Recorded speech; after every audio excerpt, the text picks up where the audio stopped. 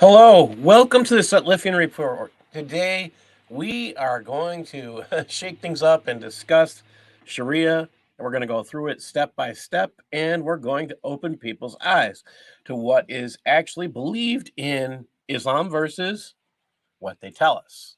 And we're going to show that what they consider an accurate translation is pretty sad when they have written statements that say that Reliance of the Traveler is an accurate translation.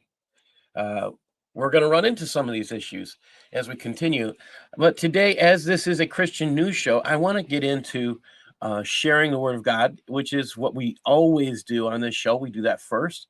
And this one is something I wrote. I've been reading a lot of Genesis. So we're going to start with Genesis and 19. We're reading verses 15 to 29. And when the morning arose, the angels hastened Lot, saying, Arise, take your wife and your two daughters which are here, lest you be consumed in the sin of the city. And while he lingered, the men laid hold upon his hand, and upon the hand of his wife, and upon the hand of his two daughters, the Lord being merciful unto him, and they brought him forth and set him without the city. And it came to pass, when they had brought them forth abroad, that he said, Escape for your life. Look not behind you, neither stay you in all the plain. Escape to the mountain, lest you be consumed.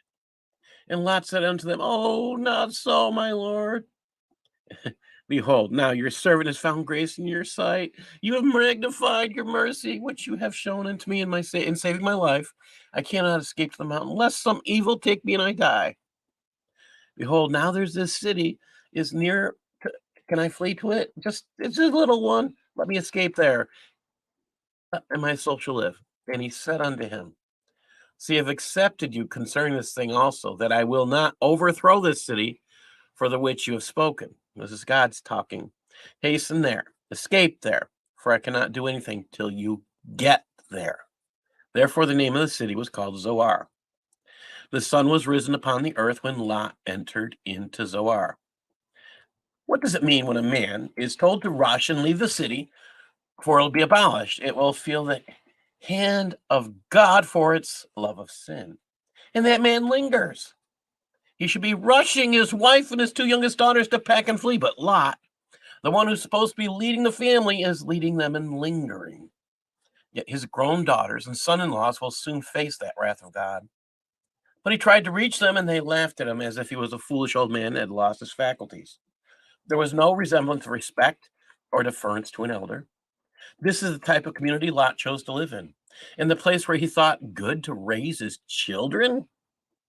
Now he is the one and the only person whose family is blessed with deliverance from the coming punishment from God on this city. And he's not hastening. In fact, he's lingering.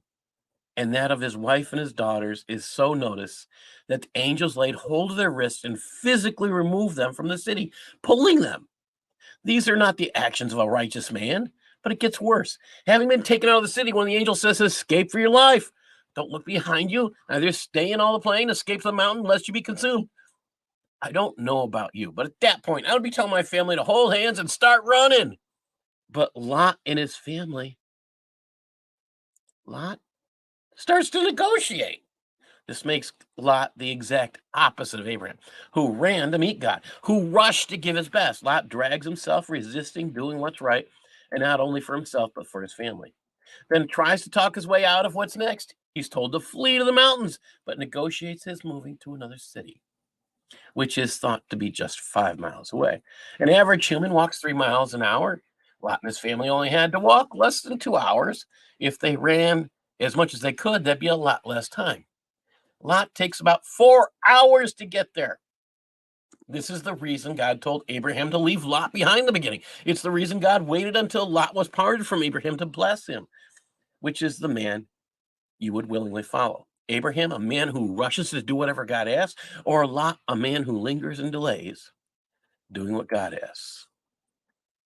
Dear Lord Jesus, how is it that you love us so much that even when we are totally stupid sinners, you seek us out to deliver us from evil? You had Abraham separate himself from Lot so he could be blessed. Yet because of your love of Abraham, you even protected his loved nephew. Lord, hear me. I have many, I know, even my own children, that are in need of your love, Lord. Send many to them until they discover who you are, who you are. In Jesus' name, amen. Wow. And it looks like it might be a quiet day. Let me put in a link for the room. You're welcome to join in.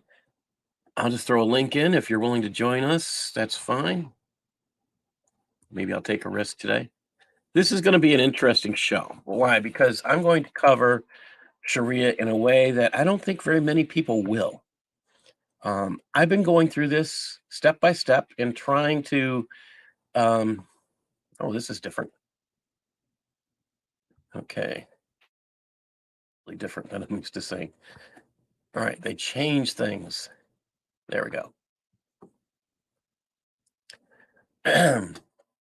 So they have changed things, and make sure I'm going. So this is part 4 today in a series that I'm doing on Sharia, and this is where I think it's really interesting. The We're going to get into this, and I just want to say some of this stuff is just shocking. I was talking with Usama today, and I wanted to check something, and and that's one of the first things we're going to get into. Um, A4.3, you see the Arabic right there. And the question is Triple IT right in saying this is an accurate translation? Is Are the Saudis, are they correct in saying this is an accurate translation? Is the head of are these people who put these wonderful glowing reports, were they lying to the non-Arabic speakers about this being a glowing transportation? You're going to find out in a few minutes. This is sad and sad and sorry stuff that we're going to get into today. But let's start out. Excuse me. This comes from Reliance the Traveler, Umda Aslik. Says scholars disagree about the Quranic verses and hadiths that deal with the attributes of Allah, such as his hand, Quran 48:10 now. Notice there it says note. So the only thing that's really there, if you're paying attention, is scholars disagree about the Quranic versions and hadiths that deal with the attributes of Allah. Now, if you notice, hey, Sharon, thanks for joining us. And Larry, thank you. This is right there where it has that parenthesis end. Everything from the rest of that paragraph is not there. It's not in Arabic. So let's read this and see where they're going. It says his eyes, 5248, or his nearness, as to whether they should be discussed in terms of particulative, figurative interpretation to will. And they're referring to W6, which is their notes section of Sharia. So you know that again, all this section that's up there is not there in Arabic. And I'm going to prove it to you. Okay. Some say they should be figuratively interpreted as befits them. And we're back into the notes, interpreting his hand, for example, as an allusion to his omnipotence. And this is the more well known of the two positions of the scholastic theologians. Others say that such verses should not be given a definitive interpretation.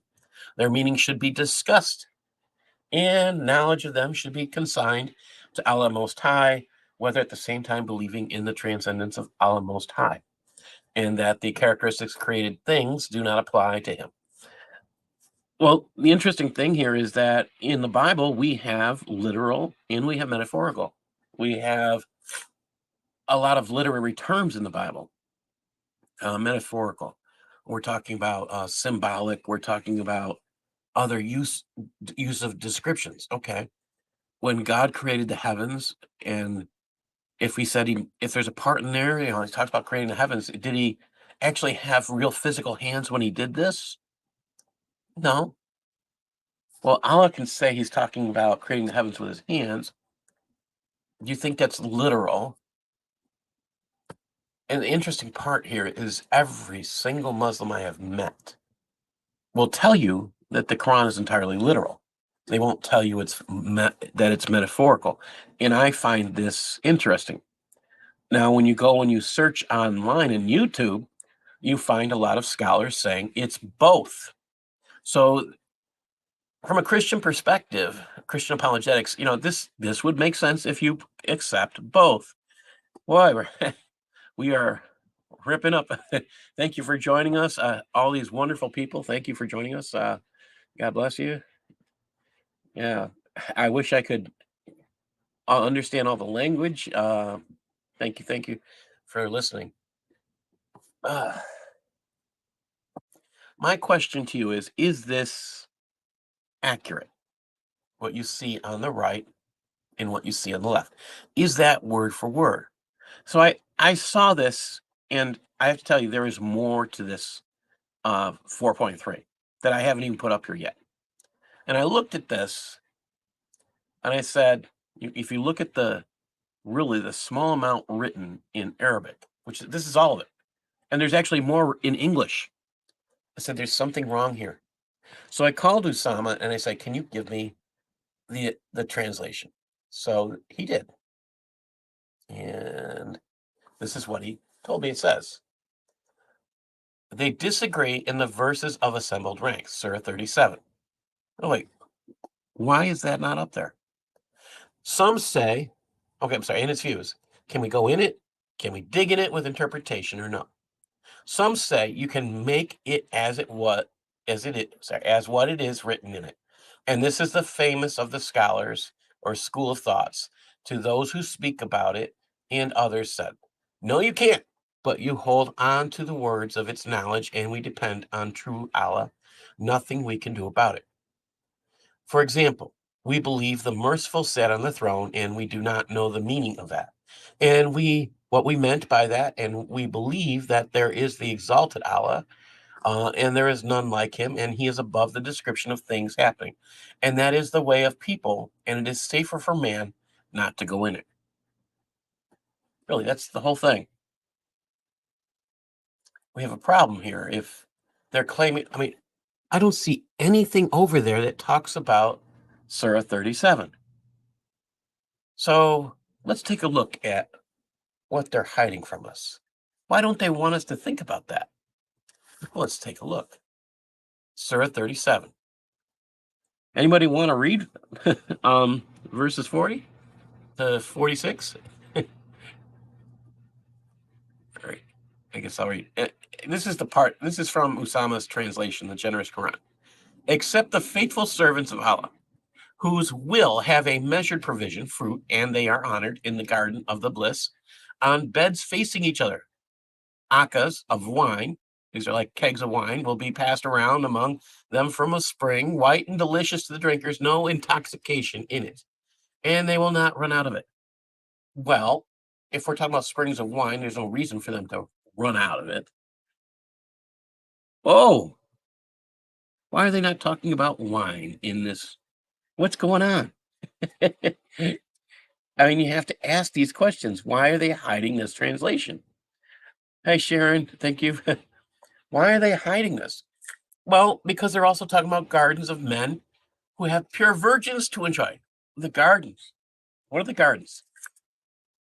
In Islam, there is no mention of heaven. There are mentions of gardens. Now, this is important to understand. So when they're talking about gardens, they're talking about their concept of heaven. But why did they not? So wait a minute. If this gets metaphorical, how do we know that they're not being quite literal? Okay. Especially because they're talking about men having pure virgins to enjoy. What if that's metaphorical? So the jihadis get nothing. They get an idea. Or do they get grapes? Excuse me. I had a cold today, so hopefully I'll be getting through this. You have to ask yourself these questions. What was the purpose in hiding this chapter? Keeping people from reading it? Because that's what I get out of it. And I just picked these verses here. It's bad all the way through, but This is the stuff I thought that would be as close to metaphorical that they don't want you to actually read. Okay, let's keep going. This is what I'm looking at. This is why I pulled this up. You see how this goes all the way down and there's no Arabic there. Now, I have to tell you, when I pulled this up and I saw that that was it, this is what made me ask Usama to translate that for me. I was like, wait a minute. That's a lot shorter, like originally. And when you start looking at this, you're like, wait. I mean, all this stuff, nothing here from Surah 37.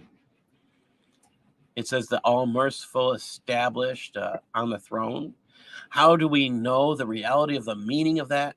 What is intended thereby, though we believe in the Most High? There is nothing whatsoever like unto him. Well, you know what? I'll agree with that. There's nothing like Allah because Allah is Satan. Um, then it says he is above indwelling in created things or having a characteristics of temporal contingent existence. Temporal contingent existence. Really, do you think those words were created back in the 600s, 700s, 800s, 900s, thousands? When did they create these terms? It's not until recent history, people. So is Sharia now being written by people from this century? Transcendent? Wow. So when you start to look at this stuff and you ask questions, and this is the point I'm getting at. You can't just let things slide. You got to ask questions. So who are the scholars that they're trusting? I mean, are these, I mean, this can't even be close translation from what we just saw. What's their purpose in translating in putting this before us, saying these things? Well, they're trying to reach the Muslims who don't read Arabic, as I think their first purpose. And they want to convince them that this is already, highfalutin stuff that, it sounds like they're way ahead of their times. This is problematic. Let's keep going. It says, and this is the path of the early Muslims, or the vast majority of them, and the safest, for a person is not required to enter into discussions about this. When one believes in Allah's transcendence above created things, there is no need to debate on it for taking risks over what there is neither pressing necessity or even any red call for. This is a real call for it. Think about this. This is problematic. I mean, we're having some serious issues here. So let's talk about this God Allah. But they're not discussing. They say the Muslim God Allah has two hands, and both of them are right handed. I don't know if you're aware of that, but when you start to think about that one, you start to ask a lot of questions. What does it mean that Allah has two right hands? Do they actually preach this in mosque that Allah has two right hands? Yes, they do. I'm going to show you that. He only has one shin, but he has 2 feet and he has eyes. Really? Okay. So let me show you what I mean by that. Again, I'm going to show you something that you should consider shocking. And I just have to pull up the video. Just a second. Got to get to that right folder there. And going to come back over here. I have to go through a few steps, so hold on a second. And maybe I can do it this way. That's not gonna work. Excuse me.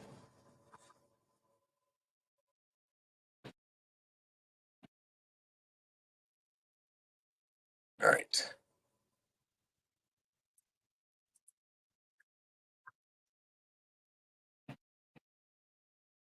And we're about ready. Here we go. Now I just have to change the back to share it. This is going to be a mind number. When you start to see some of these things, it's just again mind numbing. I'm going to turn this up all the way. I'll mute myself so you don't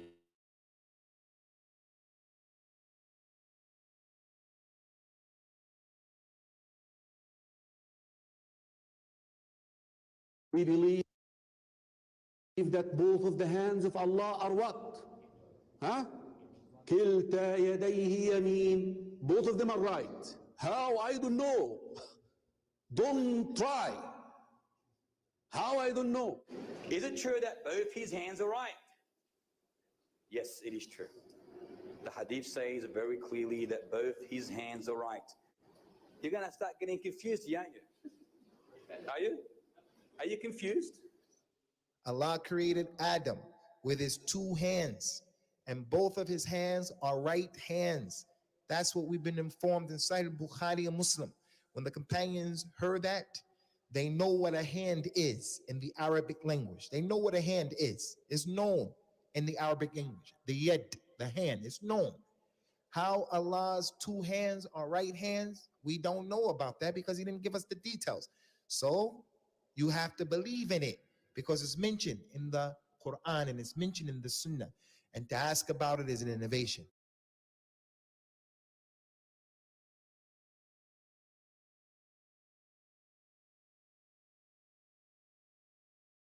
Some of these things you just sit there and go, wait a minute. You got people up there preaching that God has two hands, that their concept of God has two hands, and they're both right-handed.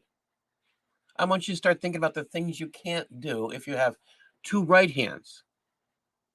So there's nothing on his left or your left. I mean, if you're looking at me, that would be, my left hand is over here. So I want you to think about this. Nobody there, if you have two of these and nothing on this side. Think about the things you can and cannot do. And this is taught quite literally. It's not figurative. So it's not a discussion. But they don't want you to think about those things. This is where things get scary. Why is that? Why don't they want you to think about that? Because if you ask questions, you start becoming dangerous. You become dangerous if you're asking questions. Think about that. If you're asking questions, you become dangerous. You're violating Shariah. Well, you're asking questions. Well, oh, so Shariah can be wrong? Is that what we're learning? These are important questions that need to be asked and answered. I mean, I think everybody, if you're looking for a Quran, pick up Usama Dakdak's The Generous Quran. You can get it at the Straight Way of Grace Ministry. It is the only one I trust. The ones today are so bad. They are sad. They are truly sad. Please, that's if you can't afford one, if you contact Straight Way of Grace Ministry, I'm sure they'll probably send one to you electronically, and you can use that. This is shocking stuff. When you start looking, they're telling you that the Muslim God has two right hands. Even looking at the picture, I want you to think of how things you could not make and do. Two right hands, no left hand. I mean, if you had an extra appendage, maybe if you have right and left, you can hold a ball. But can you hold a ball with two right hands? Maybe that would be really difficult when you think about it, because you can't. I mean, you can't do this. Can you hold Can you hold a board? Can you? I mean, all these things you can't do. That their God is more limited than the human. Oh, and this is the stuff we're going to get into. Thank you, Shariah, for pointing these things out. I'm having a good laugh with this. Some of this stuff is just mind-numbing. So let's look at this. It was narrated from Abdullah bin Amr that the messenger of Allah said, "Those who are fair and just will be near to Allah on the thrones at the right hand of the most merciful, glorified, exalted is he. Both of his hands are right hands. Those who are fair and just in their rulings, like towards their families, and those who are under their authority." Again, that's Sahih Muslim 1827. And then we'll look at Surah 68:42. Now, this is that part about the shin, which I'm not going to go into the other ones, but so he has a singular shin, singular, not two, not plural would be three, because the Arabic plural is three. A day, the shin of Allah, will be made bare. Really? Allah has a singular shin.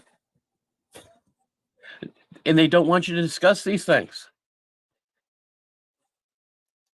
Why? Because it points out some serious flaws with their God. Okay, not my idea, but all right. Let's go on. A 4.4. A person who is not obliged to learn how to perform ablution, the prayer, and so forth until the act itself is obligatory. Okay, ablution has to do with the washing, the cleansing of the person. It's a physical cleansing. Okay, I mean, there's some things you definitely, I mean, you want to wash your hands, you want to wash your face sometimes, and they'll tell you to, if you're doing everything right, you're washing your ears, you're washing your face, you're washing your feet. Okay. But my problem is here. Until the act is obligatory for him. Okay, it's not obliged to learn. So if the act becomes obligatory, and you don't know already, because you don't have to know until it's obligatory, how do you follow the rules when it does become obligatory if you don't have to learn it till then?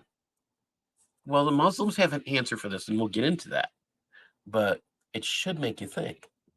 E8.2 says, it is unlawful, and here's their notes again, when the ablution, to touch or carry any Quran for the purpose of study, even a single verse or part of it one, when written on a slate. Okay, so it's unlawful to touch a Quran without cleansing yourself. You call your child and you say, can you pick up the Quran over there and bring it over here? And the child has not been taught to cleanse himself or herself before they pick up the Quran. They're just doing something you ask. Are they supposed to be punished? Well, it says there that it's not obligatory for them to know because they're not a certain age. Oh. So what if anybody does? Not obligatory. Sounds like it's better not to know. And this part about the prayer, I'm sorry this is a little smaller. I thought that was these are interesting things because these two things are only in Sharia. What does it say about prayer? Again, they're the ones who mentioned it in A4.4. A person is not obliged to learn to perform prayer, ablution and prayer, and so forth until the act is obligatory. So when is it obligatory? So according to this, F1.1, the prayer is only obligatory for Muslims who have reached puberty, are sane, and in purity. Okay. So when is puberty? We got to ask that question. And we go down here a little ways. It says F1.2. They're giving an excuse. So, for learning earlier. It says when a child with discrimination, meaning he can eat, drink, and cleanse himself after using the toilet unassisted, is 7 years old and he is ordered to perform the prayer when he is 10, he is beaten for neglecting it. Wait a minute. You beat a child and it's not yet obligatory. So you have to ask yourself, are they saying a 6-year-old is going through puberty? A 7-year-old? Are they saying a 10-year-old is normally in puberty? I mean, so let's take a quick look. When does puberty actually happen? So I went and I looked at a website called Cleveland Clinic, and it's on puberty. And I'm picking on the boys here. It says boys begin puberty sometime between the ages of 9 and 14. But they're punishing the child at 10 who may not have started puberty yet. So it's not obligatory to them, but they're going to beat them anyways. Ooh. I mean, 14, you should be experiencing puberty. Should be. Okay. Sometime between the ages of 9 and 14. If your son starts showing signs of puberty before age 9, it's worth asking the pediatrician about these early changes. Similarly, if no signs of puberty have happened by 15, it's worth asking the pediatrician. These are things that we have to pay attention to. So if you're paying attention to your children, you're going to notice these things. again, paying attention to your children is something that every good parent should do. But should you beat your child for not doing the things that are not obligatory? But again, we just looked at Shariah and it says you're supposed to beat them at the age of 10.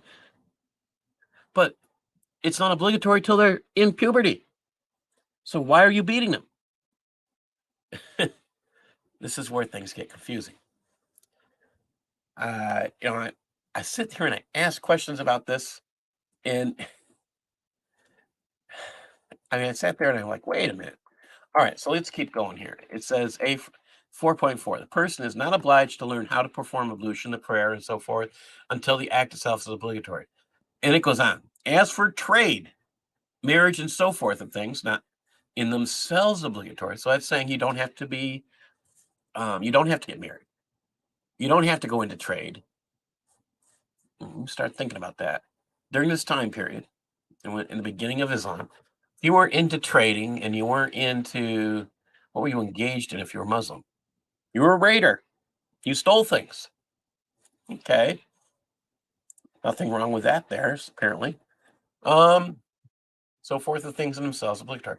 The Imam of the two sanctuaries, Ghazali, and others say that learning their means and conditions is personally obligatory for anyone who wants to do them. It's also been said that one should not call this knowledge personally obligatory, but rather say it's unlawful to undertake them until one knows the conditions for their legal validity. And this expression is more accurate. Ooh. Think about that.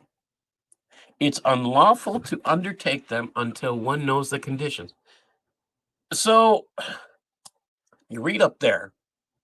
You don't have to read about it until, you don't have to know these things until it's obligatory.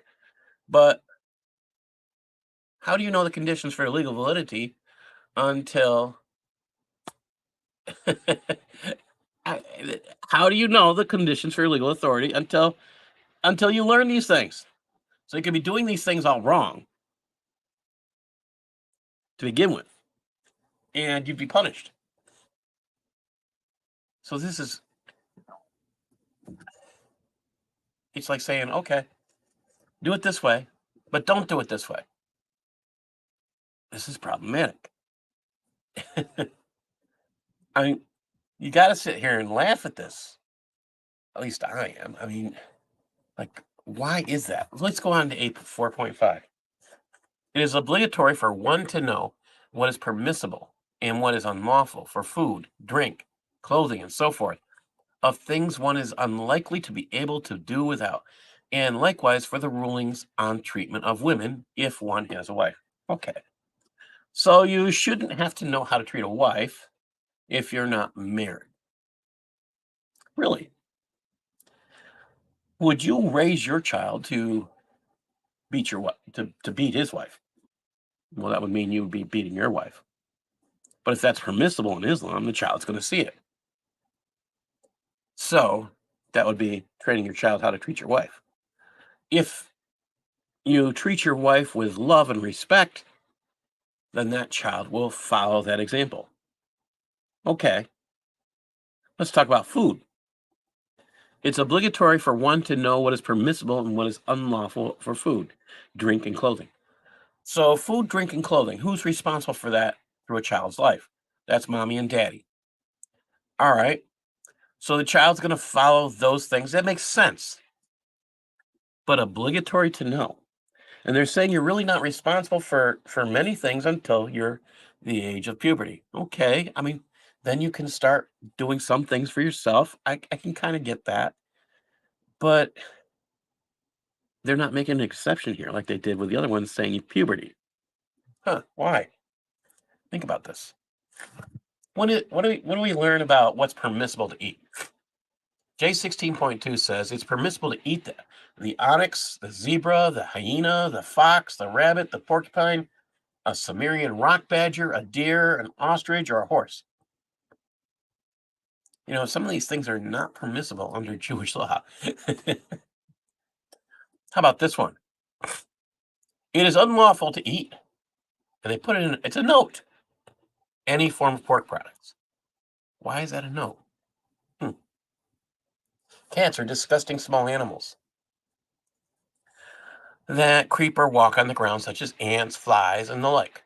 Disgusting being used here to exclude inoffensive ones, such as the gerbil, the locust, the hedgehog, which are small creeping animals but are recognized as wholesome and are pure. What did John the Baptist eat? Locusts. But it's unlawful to eat them? You have to stop and ask why they're saying these things. Let's go on. Predatory animals with prey with fangs or tusks, such as the lion, the lynx, the leopard, wolf, bear, simians, monkeys, and so forth, including the elephant and the weasel. Well, if you kill an elephant and you are in a tribe, you've probably eaten, that tribe's probably eaten for a good long time. But according to this, you can't, and you got to go hungry. Okay, so you can't have that. All right, those with hunts with talons, such as the hawk, the falcon, the kite, the crow, except for the barnyard crow, which can be eaten. It goes on and on. Really, you think a child's going to have all this in order? These are surprising things when you think about it. Again, this is what they're saying. A child's going to be able to grasp, when they're hungry, they're out there hunting. Oh, I can't eat that because mommy and daddy won't let me eat that. I'm sure if a child's out there with the parents, they'll probably train them up and when they're hunting. But food is food when you're hungry and you're out there hunting. You eat what's available. All right. And my mouse back in the right spot. Here we go. A4.6. Shafi and colleagues. Allah have mercy on them. And it says, say that the fathers and mothers must teach their children that what will be obligatory for them after puberty. Wait a minute. After puberty? Or at the onset of puberty? These are two different things. Puberty starts at a certain time. It didn't say you're not responsible. Okay. It says it's obligatory when you start puberty. That's what it already said. Now they're changing the rules and saying after puberty. There's no consistency here. Why? After puberty? Well, it says something. There's no consistency. They can't get things straight. And this is their law that shows that their God is inconsistent. Ooh.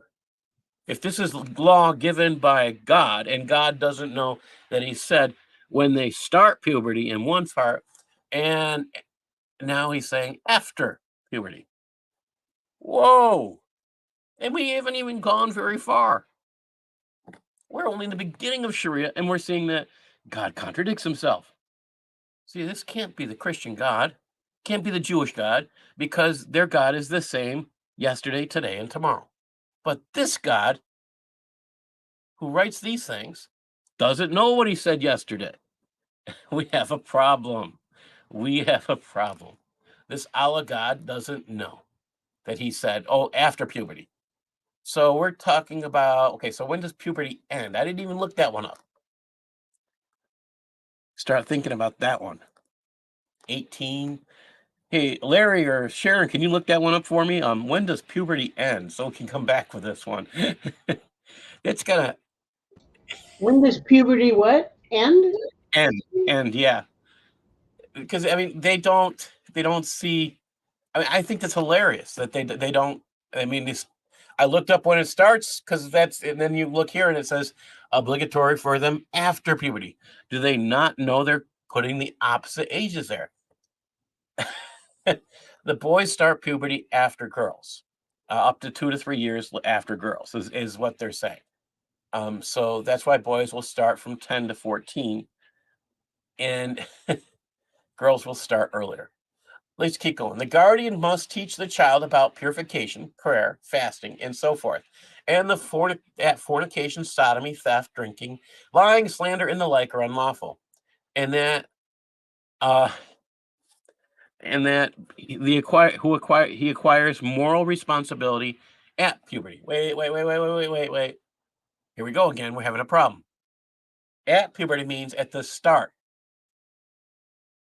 Okay, you acquire moral responsibility at the start of puberty. Now you're only obligated to follow those rules after puberty. Again, in the same paragraph, they're telling each other. I mean, it's contradictory within the same paragraph. Something is wrong with the writer that he can't see this. So let's look at A4.4 back then. It says a person is not obliged to learn how to perform ablution and so forth until the act itself is obligatory, which they said when we just went back and checked, it's when they start puberty. Whoa, what's going on here? Why can't they get this? And I get you train your children up to teach them these things. You do teach your child about prayer. You do teach your child about keeping clean. You should teach their child about fasting. Well, again, Islamic fasting is not fasting. It's going without lunch. Fornication. Well, you tell your children to keep their sex lives, to keep their zippers up. Tell the boys keep their zippers up and the girls keep their legs closed until you're married. Yes, save yourself from STDs, sodomy, theft, drinking. You tell your children not to do these things. You don't have to say they're unlawful. You tell them they're against God's will. Yeah, they are against God's laws. For the Christian and the Jews, yes, they are. But Are you ready? yes. Okay, the boys, they start between 9 and 14 and end between 17 and 20. And there's a bunch of conditions, and that's why there's a lapse of years there. Yes. And then the girls, they start between the ages of 8 and 13 and end between 16 and 20. So if we take them, I mean, there's a huge age difference. Yeah. So the question is this at the onset of puberty, okay, obligatory for them after puberty, or is it obligatory when they start puberty? It says, I mean, this is kind of humorous. I mean, if you're not going to make anybody required to follow Sharia until they're 20 years old, you might as well just say it. So if you're telling a child they can do whatever they want until they're 20, you're going to have problems with that child.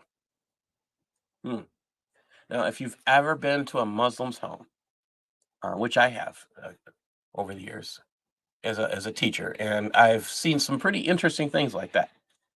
So you go to a Muslim's home, and the child is the parent of the mother. He's the guardian of the mother. And this is problematic because the child can tell the mother what to do. That's how it is in an Islamic home. As long as it's the male can tell the mother what to do. It's highly offensive to I would say to American ethics, American way of life for a child to be ordering a mom about what to do. But you'll see that. If I didn't know before I went there, I would have wanted to tell the child off. But at least I went having a clue as to what I was walking into, thank God. And I want to go down a little bit further. It says it has been said that the education is merely recommended, but in fact it's obligatory, which I get. I mean, I can agree with this part. It should be obligated that the parent should be responsible for raising their child. Yes, okay. As the plain content of scriptural basis, it's mandatory for a guardian to wisely manage his charge's property. Whoa. You're calling your children property? I have a problem with that. Your child is not a slave. Your child is not property. This is just, I mean, to me, that's disgusting the way it's written. And again, this is Sharia. This is how again, you have to look at the word Muslim and Islam. Islam means submission. Muslim is basically a slave to Sharia. If you look at the word Muslim or Abdul, slave. It explains a lot. Some of these things you just got to sit there and go, why? I'm sorry, you just have to ask those questions. All right, let's keep going. This continues. This is even more important. The more recommended what exceeds this, such as teaching him the Quran, sacred law, etiquette, and teaching him what he needs to earn, what he needs to know to earn a living. The evidence for obligation of teaching a young child is the word of Allah, and they say that's in Quran 66:6. Oh, you who believe, protect yourselves and families from a fire. I don't think that even goes with that. I think they're just trying to put a passage here to back themselves up. Well, should you teach your child how to live? I think that's every parent in the world should do that. Should you teach your child to be, they use the term etiquette, how to be polite? Absolutely. Should you teach your child to open a door for a lady? Absolutely. Should you teach your child to be respectful to adults? Absolutely. Should you teach your child to rob? They're talking about, before they were saying that it's illegal. But if you read a little farther on in Shariah, you're going to find examples where they say it's not illegal. So you have to be very careful. Some cultures actually teach that the concept of robbing doesn't apply to them. What they're doing is not robbery. And it's, again, you'll sit there and you go, wow. Personal experiences, what I've seen when Russians came here to the United States, we had a whole bunch of Russians come in the early 90s to the United States, and they pretty much filled I was in a subsidized housing area, and they pretty much filled the place when they came over. Wow, we're talking early 90s. And we had to teach them what personal property was, because they didn't have that before they came. There was no concept of personal property. You could just go take what you found. And we explained to them what you're doing is theft. That was quite a surprise still, to have to teach someone that. But we learned from each other, you know. All right, let's keep going. It says Ali ibn Abi Talib, Mujahid and Qatada say it means teach them that which they can save themselves from hell. Really, can you save yourself from hell? No. Teach them that they can save themselves from hell. We have a problem here. The only way you're going to save yourself from hell is to find the Lord Jesus. And Christians will tell you the only thing that saves you from hell is nothing, because we're not righteous. Us Christians, we're not righteous. The righteousness we wear, the clothing of righteousness that we have, is not our own. Our righteousness is, I'll put it point blank. All right. Guilty of sins. All right. The righteousness I have is the righteousness that Jesus Christ clothes me in. It's not anything that I have done to deserve this. But this passage, it's going to go back.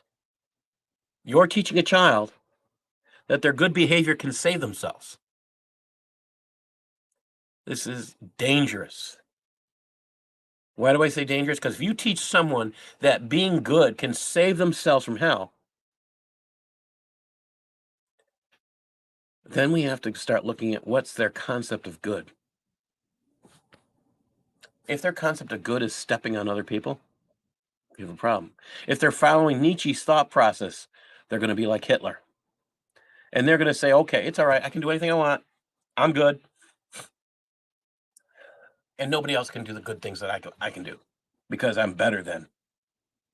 Oh, yeah. Nietzsche's concept of good was he has an Ubermensch, and their concept of good is above others.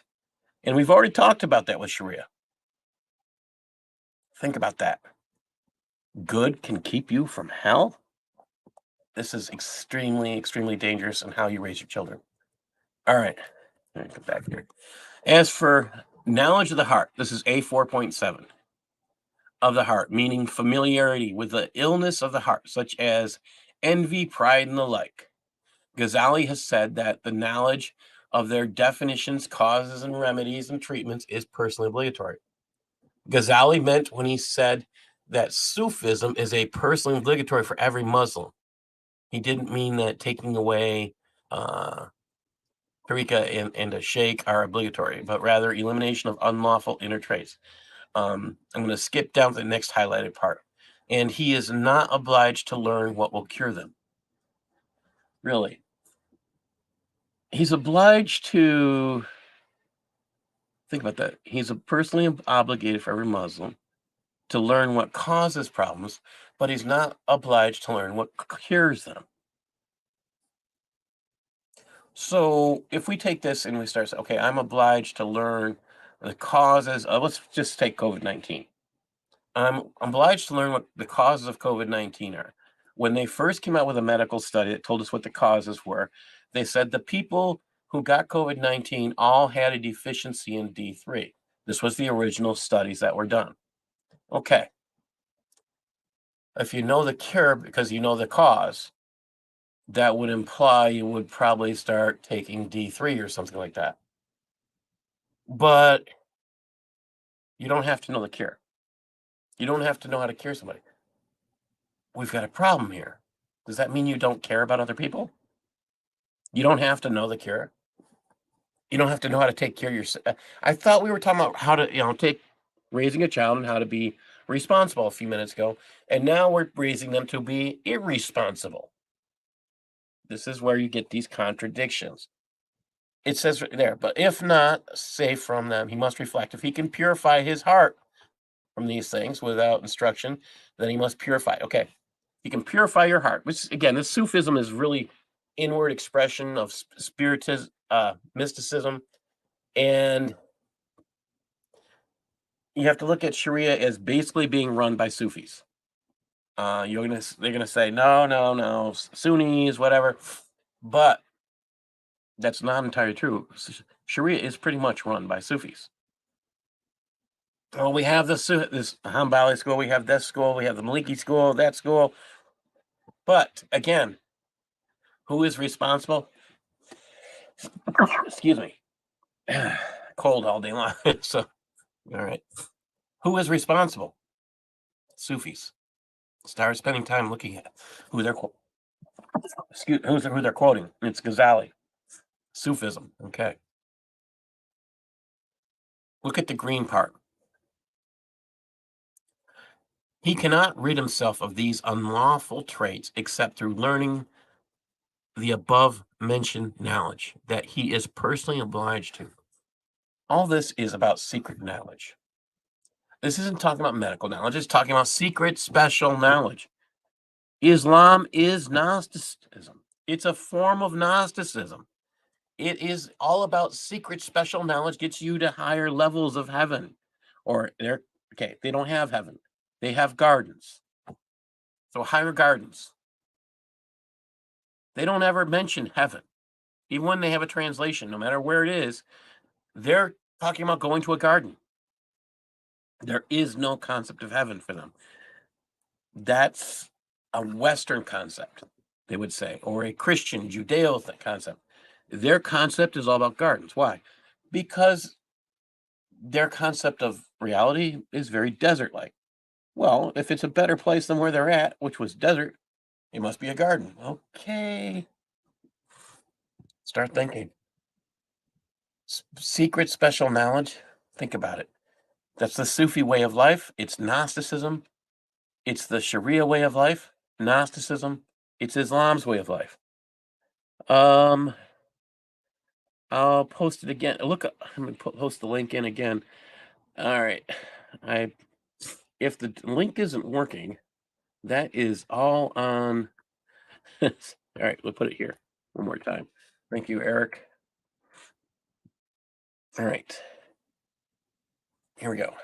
I gotta push this out of the way. All right. All right. We're on a 5.0. communally obligatory knowledge. The second category of, and they're talking about sacred knowledge, is that which is communally obligatory, namely the attainment of those sacred sciences which people cannot do without in practicing their religion, such as the memorizing of the Quran, the Hadith, the ancillary disciplines, methodological principles, sacred law, grammar, lexicology, declension, knowing of Hadith transmitters, and scholarly consensus and non-consensus. We have a problem here. Hey, Eric's with us today. All right. I have a problem with this. Sacred sciences. Do you consider memorizing a book, any book, a science? If you memorize a science textbook, does that mean, or if I memorize an English book, does that mean I now have a science called English? I memorize an Arabic book. Have I memorized a book called Arabic Arabic science now? We have a problem. Their definitions of science are way off. Science has to do with study of things, but this is messed up. Their idea of what is science. You study Shariah. Is that a science? You have to look at this, the attempt to control language here. And we have to be careful, understanding this is an attempt to control language. So they will come in and they will say, you're not respecting Islam because you don't have Islamic sciences. Well, let's find out what they mean by science. When they're talking about things like this, a memorization of the Quran, Hadith, and ancillary chapters, and they're saying you don't have Islamic sciences. Yeah, we don't have Islamic sciences. We're not in La La Land. All right. Science has, we talk about empirical science, things that can be proven through repetition of experimentation. If you can prove something, you can create, yes, and you can do studies, and you can have science, sociology, all these different possibilities. This is extremely, extremely important.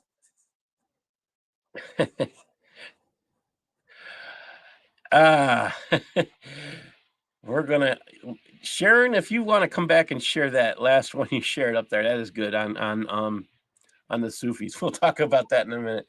Wow. Well, did I get that word right? If the Sufis are in control of Sharia, is that what you're saying? They are basically the ones in charge of Sharia. Oh, Okay. we're talking about a period. Yes. So then that means that Dr. Oz, when he was running for Congress, he would have been one of the worst types of Muslims to vote into office because he is, you know, supposed to push Sharia. And Yes.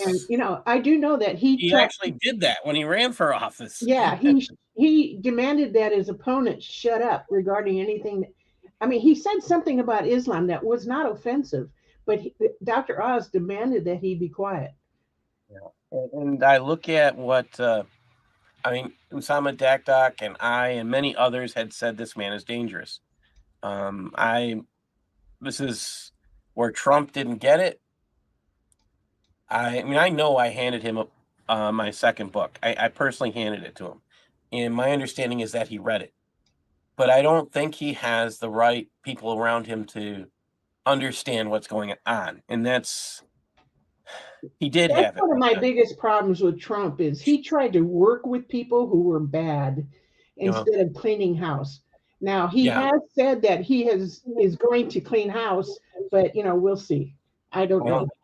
I don't think he understands how much that means, and he'd have to contact the people that were originally willing to work with him, that he had originally set up to solve certain problems, and he backed away from them. I don't know who told him to back away, but there was something done, and the people I know of that were put into those positions where they could clean house had the rug pulled out from underneath them. I have no idea who did that. I do not believe it was Trump. I do believe it was somebody he was working with that was intentionally. So, Eric, I'm going to pick on you for a second. Eric, as an educator who works in a school setting, would you consider any of these, memorizing the Quran, Hadith, ancillary disciplines, or any of those words there as a science? No, no, memorization is not a science. Memorization is just a rote just a rote practice that you go through. Is that the lowest level of learning that we can? It depends on which one you look at. If you're looking at Costas, yeah, it's your level 1 learning is just regurgitating what is told to you, and it doesn't require you to read. There's no science involved in it in its truest form, because science is something, as you mentioned before, is a process of using some form of methodology to arrive at a conclusion. Simply repeating what you read or simply memorizing what you read, there's no science behind that. You're not drawing any conclusion other than just regurgitating what somebody else had written. And this is communal. I mean, if you think about this, if their concept of communal obligation has to do with being able to repeat things, and that's if they consider this the highest level of knowledge because it's science, you got to start asking questions. You really have to. I mean, what are they saying if this is their highest level of knowledge? Well, if asking questions, see, that's something that's never involved. If you ask questions, you cannot doubt. It says that in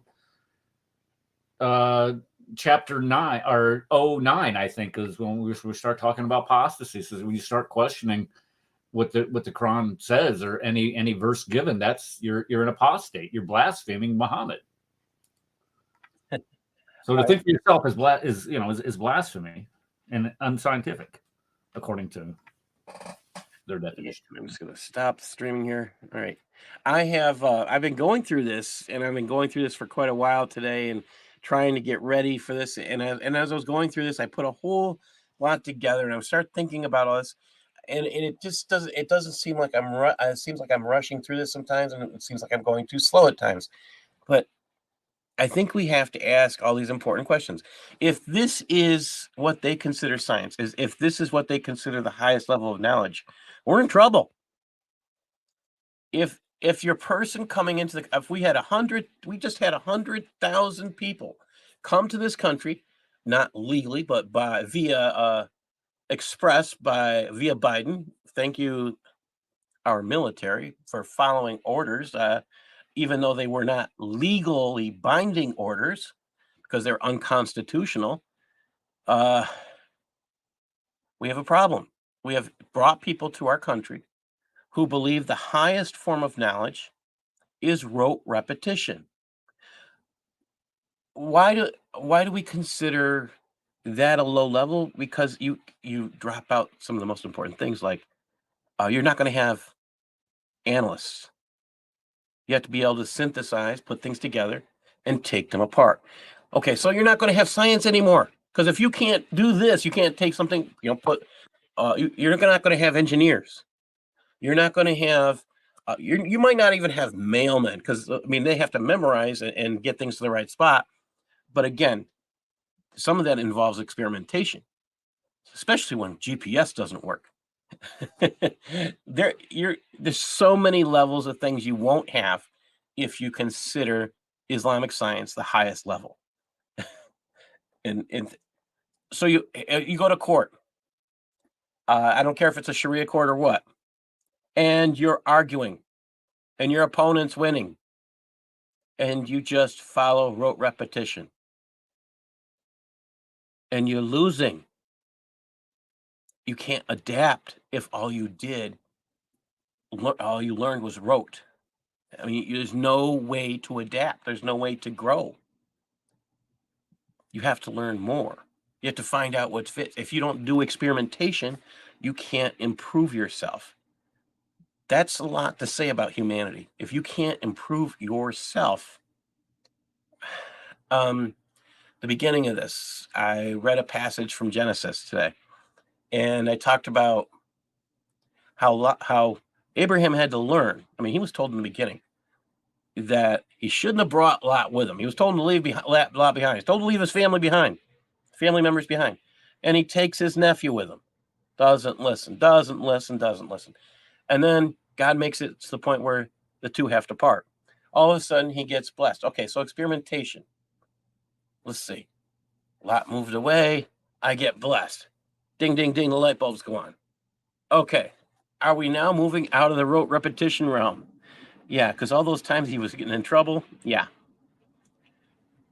Have to start thinking about things.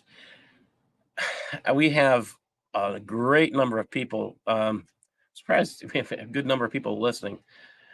I had a few other things I wanted to get into, but does anybody have any questions on this topic before we go on? Yeah, I was gonna add, Paul. The reason why they believe that is, the rote repetition is the highest level of understanding, the highest level of learning, is because it's the rote repetition of the Quran, which is supposed to be the revealed word of God. So if you are repeating the revealed word of God, then you are entering in at the highest level of understanding, because if it's God's word, God's direct speech, then by uttering God's direct speech, then you're even above Costa's level of learning. But when we look at the practorium of it, and we're just the practice of it, and that's what we're talking about. We're not talking about the content, we're just the practice and the methodology involved in it. It's absolutely stupid. Who is saying this? Anyway, I mean, I of course. And oh, by the way, that link that you put in StreamYard, it did not, or not in StreamYard, in Skype, didn't work. It said that the show had ended like an hour ago or something. And I'm like, well, maybe it went earlier. Oh, that's bizarre. Well, I've had problems with. I was wondering what was going on, why nobody came, but well, no, and then I went over. I was watching Sam's. Shimon is live right now, so I was watching what he was saying, and then I just happened to glance down and I saw that you were live, and I'm like, wait a second, how can it be? So anyway, is this any different? Can you look and see if there's like a letter left off or something of those two links? Because that's interesting. No, well, it took me to StreamYard. It took me to your show, but it said that it had only. Right, you're gonna make me look. I'm gonna look. It doesn't surprise me. I've had the issues with StreamYard, so I don't know what to think. Okay, so the last, let's see. It does look different. 3ECJ2. Doesn't even, and I have to figure out why it gave me a different code. It doesn't make any sense. Yeah, this is a different code. What was in that is bizarre. Skype is a different code. It's a different code. Yeah. Why would it give me a different code? I have to figure that out later. Okay, learn something. I had the same problem. That's the problem. You should have spent more time in the madrasa memorizing that code, Paul. That's your problem. Oh my gosh, I'll have to double check things. I don't know why I would have gotten a different code from this. Okay. That's bizarre. All right. I have no idea why that happened. Okay. All I can think of is there's a possible that somebody else may have deleted and had to reset it up, because it's actually happened before where my show got deleted just before I went on and had to reset it up.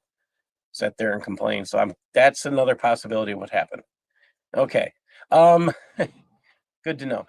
So here's something. I don't know if everybody follows, if you listen to memory, but I caught something, and it's getting in my craw to the point where I have to share this. Now I'm going to pull this up, and I'm going to just give me a second, and I'll pull this.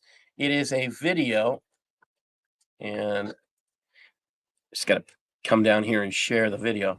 This is a mind-numbing video, and believe it or not, it's one of the guys we all know. And he's not one of those infamous people that we don't name, but this guy is being friendly with jihadis. We're talking about Yasser Qadi. And he's in the United States, and he's not just being friendly with jihadis, he's recommending them. What am I talking about? Oh, Well, this is something you have to see to believe. I have this last time everybody heard this, and I got the. I'm gonna do one more thing. I'm gonna do this one more time just to make sure I get all the buttons pushed. I'm gonna make sure I have that share. Okay, I do have the. I want to make sure I have the shared audio system right. Okay, here we go.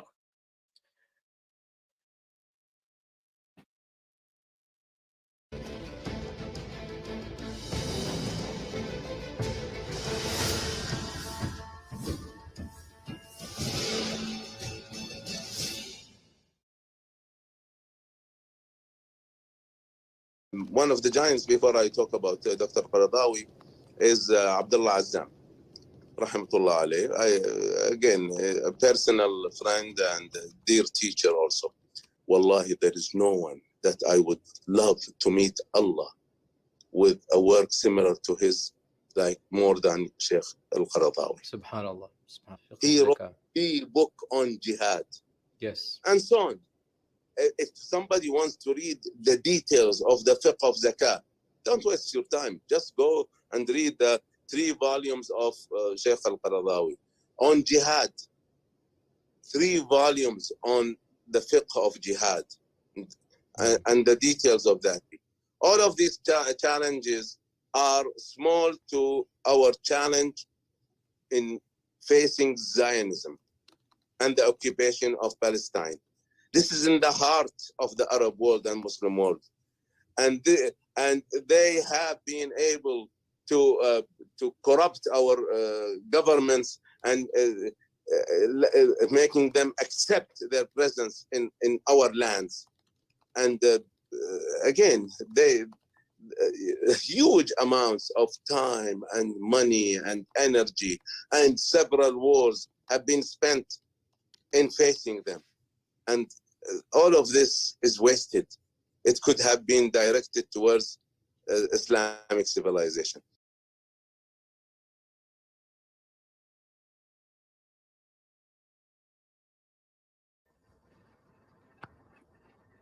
You know, I look at that.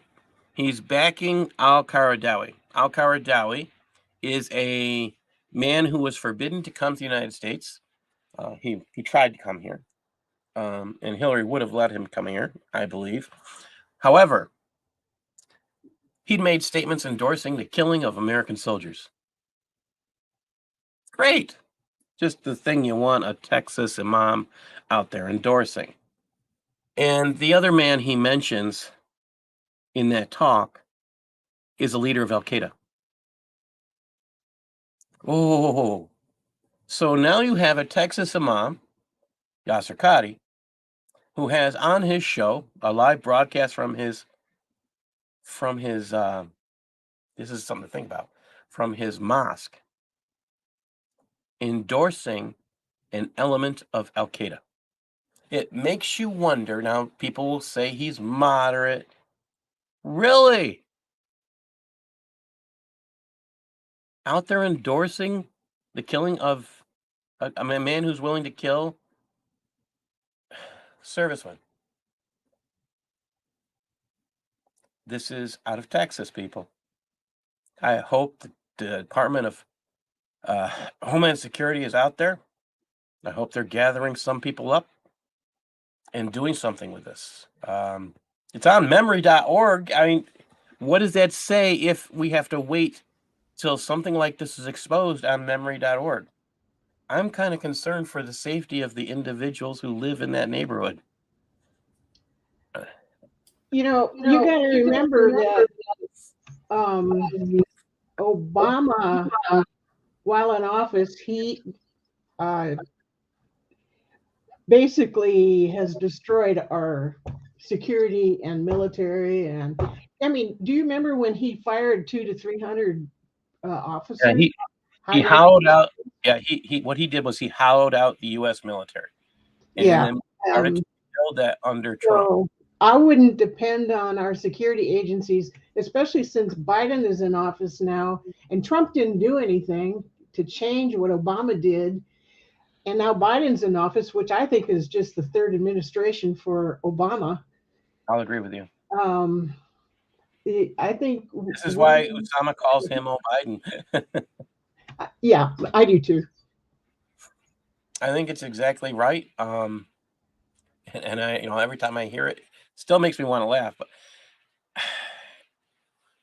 and I look at Oh, this. are you saying that Yasser Qadi is the one that is endorsing this, or the guy that was on his show? Well, he had Yasser Qadi had this man on his show who was endorsing these two people, and at the same time, if you watched Yasser Qadi, he was nodding his head, and I would consider that an endorsement.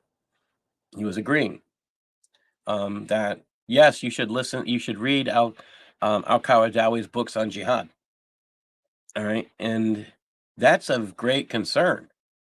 All right, I wouldn't be surprised if you live in the U.S. and you request these books if you're not all of a sudden on a watch list. I mean, the stuff I ordered, I would be surprised if I'm not on one because I try to keep up on things. This is just amazing stuff. I mean, when you have someone on your show and you sit there and you nod while they're endorsing something rather than shaking your head, we have a problem. I mean, if they're saying something Well, thought-provoking, okay, the guy that he had on his show was endorsing what. he's the head of the Kuwaiti Muslim Brotherhood. The guy he Okay. had on the show. Oh, really? The Yes. Kuwaiti Muslim Brotherhood. That's what Yes. that guy's really. Yes. Now you're understanding why. Wow. The Muslim Okay, well, that Brotherhood makes sense now. Yeah. is Okay. the guy who the Muslim Brotherhood created Al Qaeda. Now, does it make sense? Yeah, it makes all kinds of sense now. So when we talk about Al-Qaradawi, we're talking about the same guy that says that if Islam got rid of the apostasy laws, that it would no longer exist today. That guy? Yes. That's the same. One of the same. Yeah, that guy. Yes. I mean, yeah, not a you were peace-loving over there, individual. Eric, while you were overseas, Al Qaradawi was saying, "Go ahead, blow yourselves up to kill American military men," and Right. that's about that time frame he was saying that, and that's just scary to think about. I mean, Yeah.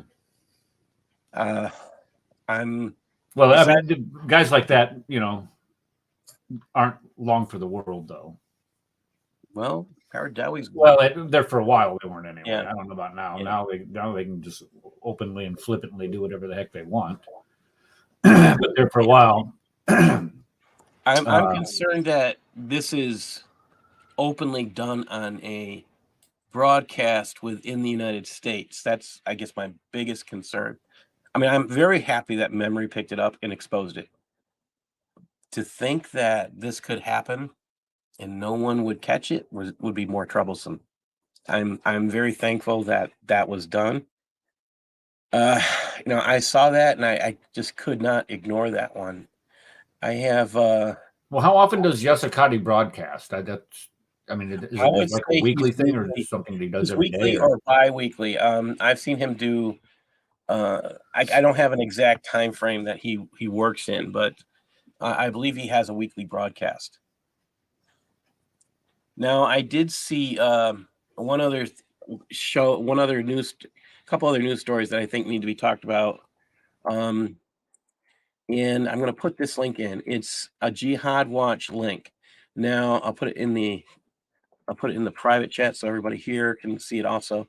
This one, this was a mind number for me. Now, I generally don't read Jihad Watch by itself. I go to the original links. However, I love Daniel Greenfield's work, and he's not giving. There's not an original source, but here's the other reason why I'm citing this. Barry Shaw, who is from Israel, has been talking about this issue, and he has actually shared this out from Israel. And I think it's something we all need to pay attention to. Jerry Shaw is one of those original people that I want people to. He's one of those people that are very, very concerned about what's going on. I'm going to put out the same link that Barry Shaw shared, and this is also the same story by Daniel Greenfield, and same exact link. All right, I'll put it there. This is the other link for it. There's the. Come back here. I think this is important to be read, and I'm probably not going to read it all, but I want you to pay attention. The title is After Biden Sent $1 billion to the PLO, Israeli deaths rose 900%. This starts out, again, this is by Daniel Greenfield. It came out today. It cost $10,000 to kill a 6-year-old boy, and the terrorists have the money. When Secretary of State Blinken met with PLO leader Mahmoud Abbas, he boasted of the over $1 billion in aid that the Biden administration had programmed for the terrorist territories. That aid has come with a very heavy price. In February of 2019, President Trump's total cutoff of aid became official. That year, 10 Israeli or people in Israel-controlled areas were killed in stabbings, shootings, rockets, and other attacks, down from 12 the previous year, and 15 in 2017, and 16 in 2016. In 2020, however, only 3 Israelis were killed. These numbers reflect the diminished capacity of Islamic terrorists. The reduction in numbers was not due to the pandemic. 2020 still saw attacks, including firebombings, rocket launches, stabbings, but the success and lethality rates for these attacks were lower. The numbers turned in dramatically once again in 2021. In April 2021, the Biden administration restored aid to the PLO. Terror incidents reflecting attack attempts shot up sharply from 91 in February and 89 in March to 130 in April. By May, major fighting resumed with 13 Israelis, including 2 children, killed. By the time the year was over, 17 people in Israel areas had been killed.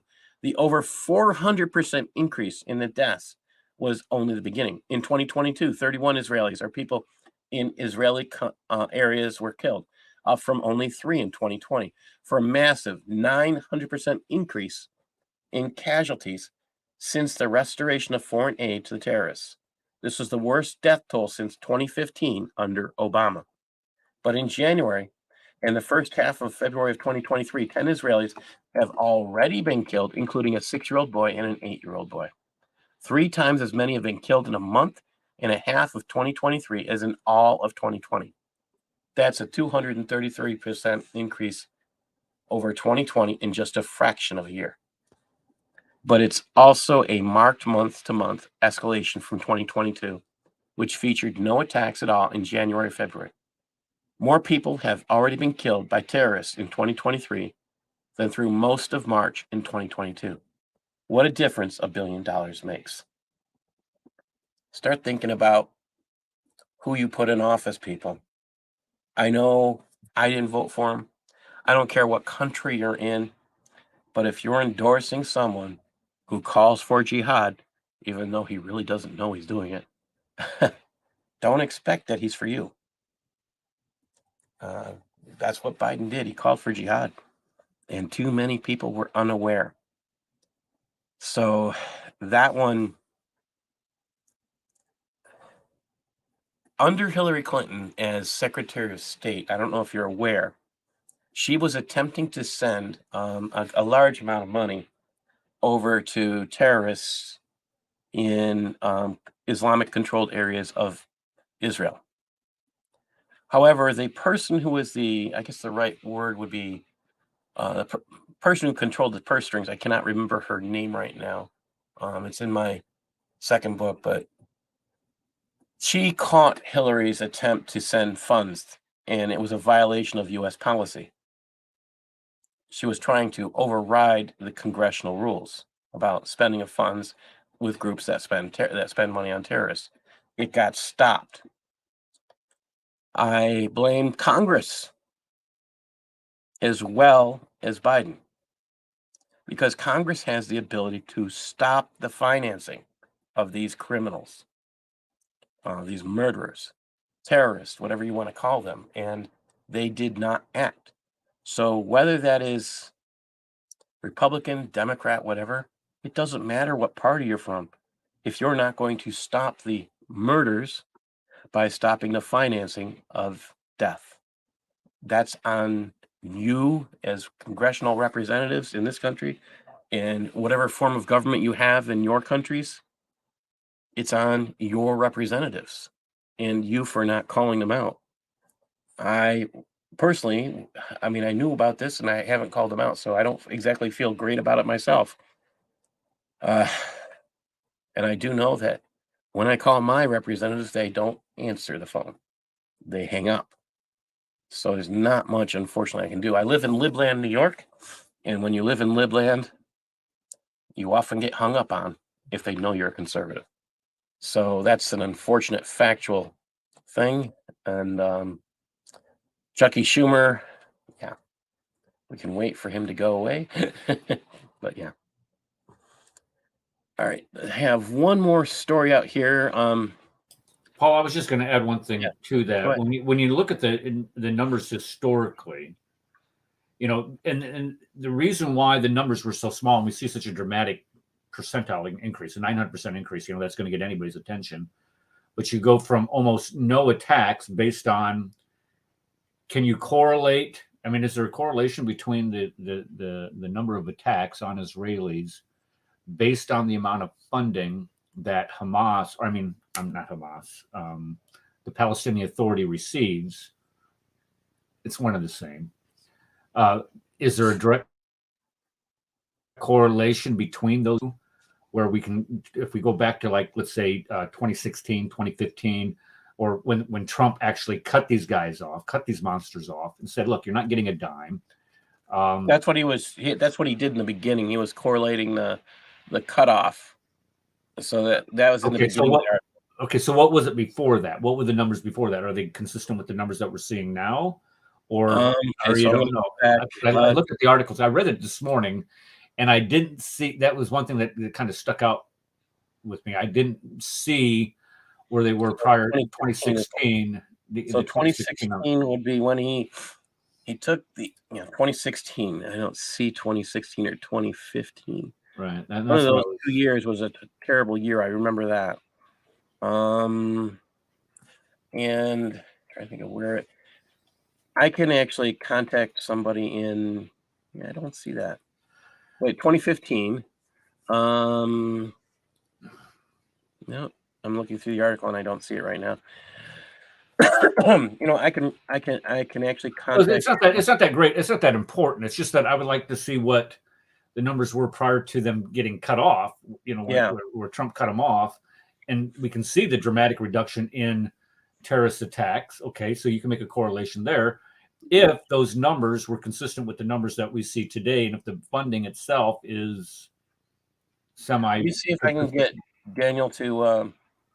I've got his contact information. I haven't called him in quite a while, so I'll write to him and ask. Let's see, 2017. It was 16 in 2016. How many? 16 in 2016. 16? Yeah.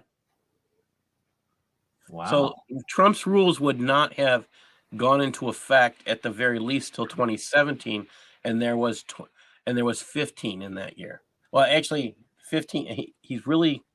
He did fight to get stuff into control. But, I mean, so he takes the oath of office in 2017, and the budget actually under him doesn't really go into effect till about 2018.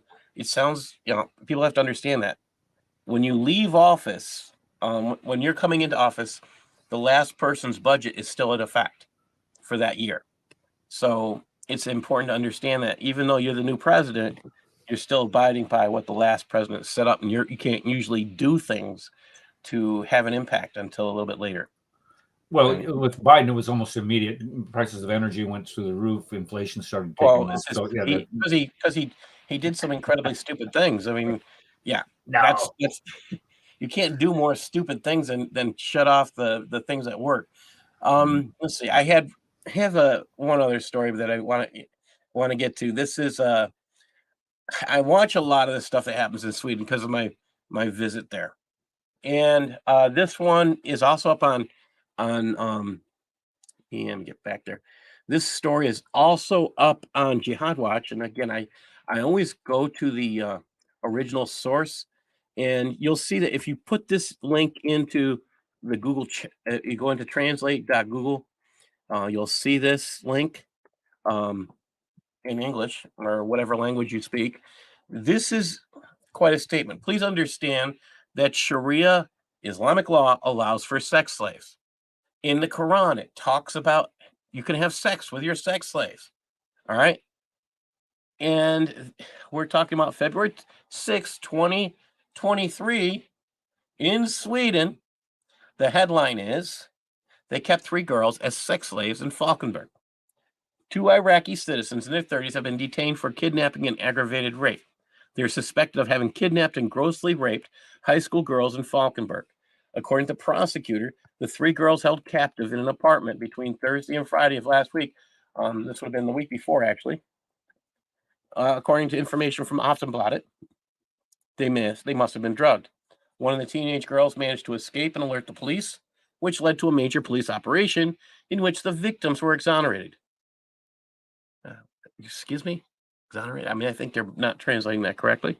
They were freed. The girls must have been 15 to 16 years old. According to P4 Holland, the apartment is located in Sutliffian in Falkenberg, near which is a junior high school. Cannot pronounce that name. The 2 detainees need an interpreter in Kurdish. What are we talking about? These people are Muslim, is what we're saying. One man's detention hearing was delayed when the interpreter did not dare to give his name so that the suspect could hear it. He would have interpreted in the northern Kurdish dialect of Badani, according to Morgan Spotton. Both men have previously been convicted of, among other things, minor drug offenses. One has been sentenced to 8 months in prison for assault. Despite this, he was allowed to stay in Sweden. So for those of you who don't know, in Sweden, in order to get into the country and become a citizen, all you had to do in 2015 was say, I'm from Syria. That's all you had to say. You could say, I'm from Syria, and they would have handed you a Swedish citizenship. Now, start thinking about this. Is this good for your country if this is the kind of thing that's happening? They have Sweden and Holland and Denmark. These countries are now the rape capitals of the world. Why is that? Because the amount of people they took in who worship the God of Islam. Why is that? Okay, so part of jihad, the actions allowed under jihad, is rape. It's considered their victory lap. And that's how they will get more children into Islam. So that is one of their, if you don't believe me, read the Quran, read the Sharia. It's in there. Please do that. Please don't believe me. Find out for yourself. I'd rather have you do that than give up. There's been some good news out there. There was a person freed who was protesting outside an abortion clinic in the United States. She was freed this week, so that's a good thing. She was placed on charges and facing criminal charges, and her court case was heard, and they said, hey, this is unconstitutional to charge someone for expressing her ability to assemble. Oh, so her First Amendment rights have been violated, and I feel sorry for those people who are going to have to pay that price. No, I don't. they're gonna get charged with a crime of violating, not a crime, but a hefty civil rights fee. I can imagine that. And anybody else have something that they want to share? Those countries are lost. Yeah. When you look at Sweden specifically, they have become almost a third world country, and they're fast approaching it, simply because of their liberal, abjectly liberal immigration policies that have resulted in hair dye. I mean, I don't know if you remember this story a number of years ago where blonde women, there was not enough hair dye in the stores because they were getting raped because they were blonde women. Yep.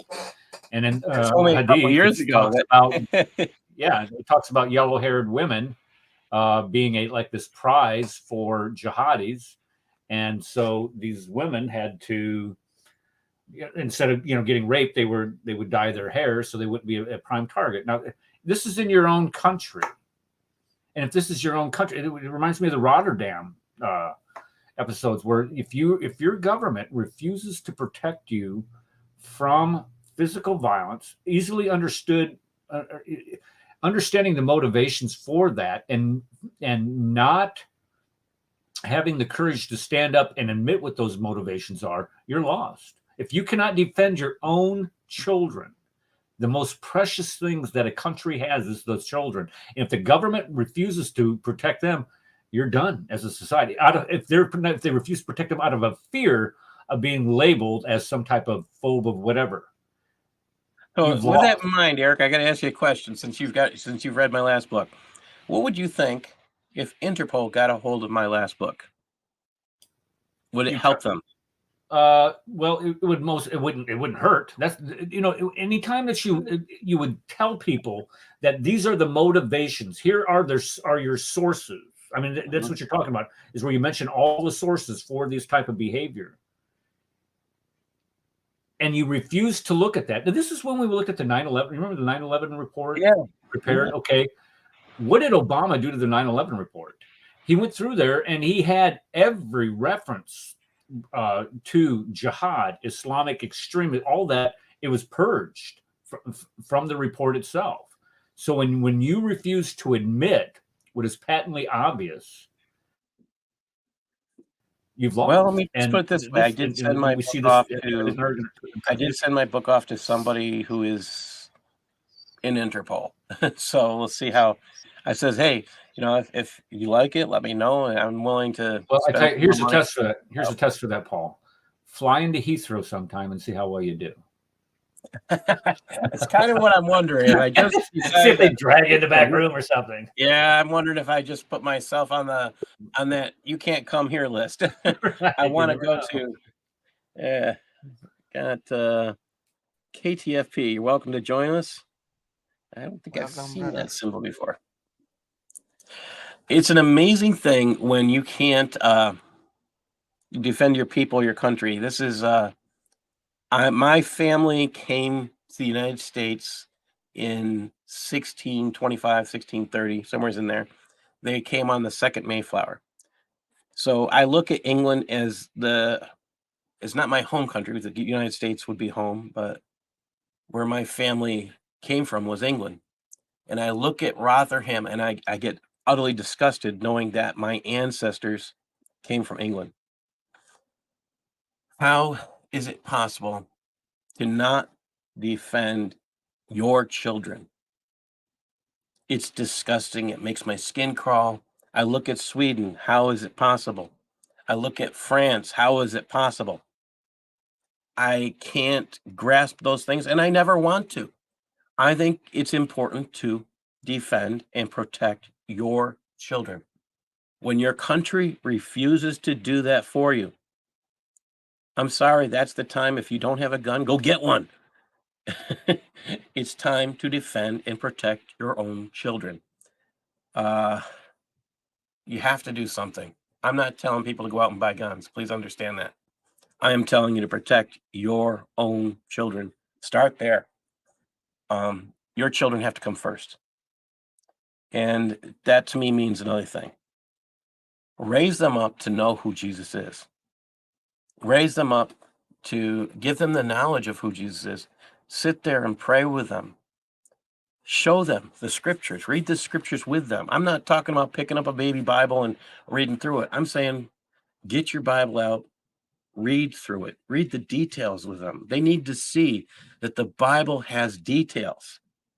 And I sit there, I'm going through Genesis, and I'm kind of mind numb because I still remember the stories I was told as a kid that aren't exactly accurate. And that bothers me. So when I read the details, this is the fun thing about reading the Bible versus reading the Quran. The Bible has details. It tells you a great amount of information. And I have that book. There is so many details in Genesis. Locations, places, distances. They're not necessarily always stated, but we know where these places are today. Those are important things. We can tell you how far something is from something else because we know where these locations are. I talked about one of the devotions I wrote out this week I talked about how far Lot was. I mean, how far Lot had to walk. I talked about this today in the beginning. How far Lot had to go. It was a 5-mile walk. All right. People walk 3 miles an hour. That's not if you have to go 5 miles. That's at the most 2 hours. But when you spend 4 hours going for a 5-mile walk, something's wrong with you. You are a lazy butt if you're going to take you 4 hours to walk a 5-mile hike. Something is seriously Unless wrong. it's uphill. Well, I will say this. It was a plane that he was walking on. Then it wasn't uphill then. Yeah. Well, I'm just saying, walking, and plus, I'm being hypercritical. I'm sorry, because I'm a soldier. I've the only walked reason with, we know it's 60 a pounds plane on is your because that's back. what the Bible says it's a plane. So I'm going strictly on that.